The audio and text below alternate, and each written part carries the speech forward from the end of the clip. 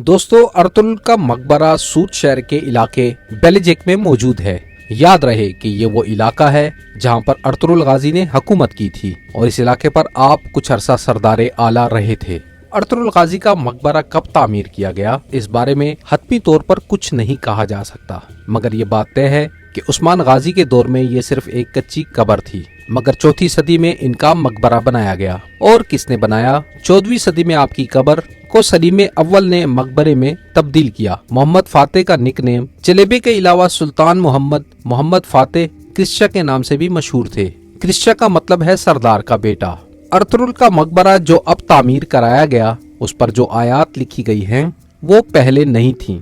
छत पर आसमान की तस्वीर थी जो 3 जंगजू वाली कायनात की तरफ इशारा करते थे। छत पर आसमान का मंजर बनाया गया था और दीवारों पर ऐसी तस्वीर थी जो कि सूरज, शजरे हयात यानी जिंदगी का दरख्त और जिंदगी की तरफ इशारा करते थे। ताहम उनकी खुदाई जब की गई, इनके बारे में बहुत सी तफसीलात से आगाह किया गया। गाजी का मकबरा 3 बार तामीर हुआ और इसकी असल शक्ल तब्दील हो गई और 1886 में सुल्तान अब्दुल हमीद दोयम ने इसको तामीर कराया और इसमें एक फव्वारे का भी इजाफा किया। मकबरे की दीवारें पत्थरों और ईंटों से बनाई गई हैं। मकबरे के बारे में दूसरी हैरत अंगेज बात यह है कि 1919 से 1922 के दरमियान लड़ी जाने वाली तुर्की की जंग आजादी में यूनानी फौजियों ने सूत पर कब्जा कर लिया था। यूनानी कमांडर, जिसका नाम सुफिलक्सटाल, मकबरे के दरवाजे में दाखिल हुआ और कहा, उठो अर्तुल और इस जगह को फौरन खाली करो और अपनी मौजूदा औलाद को हमारे कहर से बचा लो। इससे मिलते जुलते वाकयात तारीख कई बार देख चुकी है कि जैसे ब्रिटिश जर्नल ने सुल्तान सलाहुद्दीन की कब्र को ठोकर मारकर कहा कि उठो, हम दोबारा आ गए हैं। वो घोड़े पर ऐसे सवार होकर इस्तांबुल शहर में दाखिल हुआ कि जैसे सुल्तान मोहम्मद फातेह दाखिल हुआ था। ये तमाम वाकयात मुसलमानों से नफरत का मुंह बोलता सबूत है।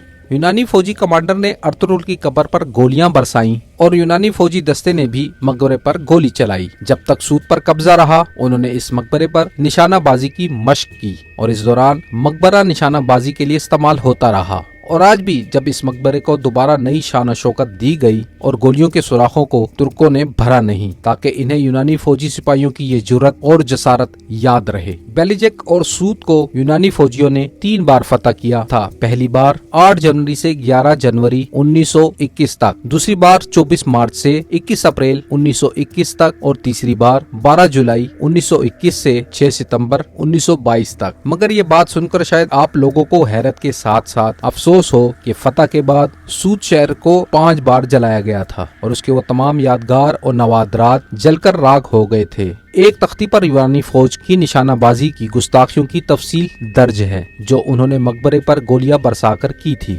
जबकि कमरे के बाहर एक तख्ती पर अर्तुल गाजी की वसीयत दर्ज है। अर्तुल के मकबरे के बारे में तीसरी हैरत अंगेज बात यह है कि अगर ये कहा जाए कि वो अल्लाह के करीबी दोस्त और वली थे तो गलत ना होगा, क्योंकि तारीख में एक वाकया मिलता है कि एक मर्तबा इस कुएं में जहां अर्तुल का कबीला पानी पिया करता था, इसमें जहर डाल दिया गया था। इस जहर से फौरी मौत वाकया नहीं होती थी, मगर कबीले में बीमारियां फूट पड़ी। ये हालात देखकर अर्तुल परेशान थे, मगर वो कोई हल तलाश न कर सके। एक रात को वो अपनी तामीर करदा मस्जिद में नमाज पढ़कर सो गए तो उन्होंने ख्वाब देखा कि मस्जिद के साथ हरे भरे दरख्त उगने लगे हैं। अगले दिन उन्होंने खामोशी से इस जगह की खुदाई शुरू कर दी और 3 दिन की खुदाई के बाद वहाँ से पानी निकल आया। मगर रिवायात के मुताबिक उन्होंने किसी को भी पानी पिलाने से पहले खुद को और अपने घोड़े को पिलाया और 3 दिन तक वो और उनका घोड़ा वो पानी पीते रहे। इसके बाद उन्होंने कबीले को हिदायत दी कि आइंदा पानी इस कुएं से लिया जाए और इस तरह कबीले से बीमारी का खात्मा हुआ और इस पानी की बरकत से